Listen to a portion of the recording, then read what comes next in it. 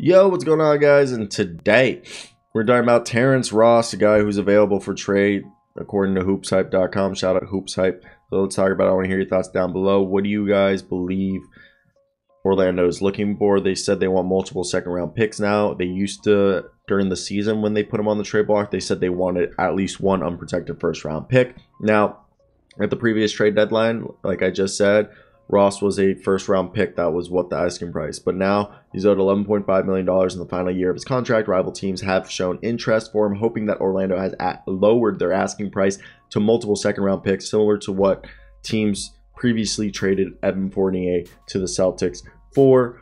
And let's talk about it. Let's look at, first off, if he is just traded for contracts, NBA team salaries, let's talk about teams that have the salary cap to do so.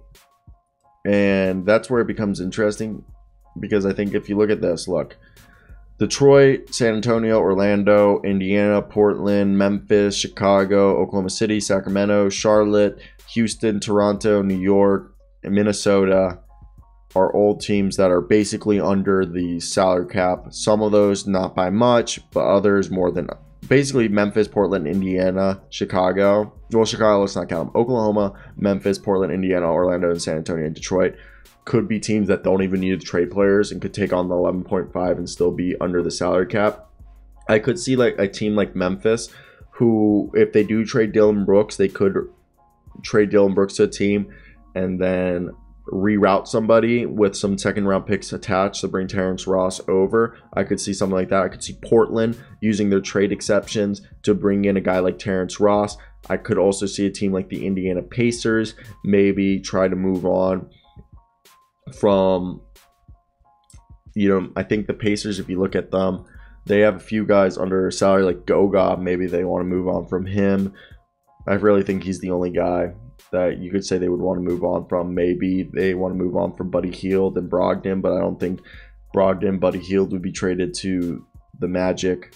So you look around, Terrence Ross makes similar money to Devontae Graham, Dillon Brooks. Like Dillon Brooks and Terrence Ross could be a straight up swap. Both deals are expiring contracts, and Dillon Brooks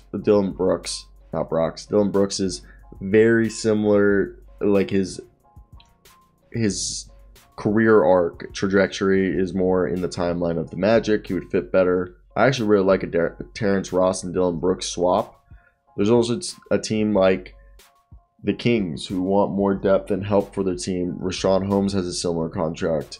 And I think if you look around, even Derek Favors is a guy. But the Mavericks have said they wanted a player, and the Mavs have guys that they could trade.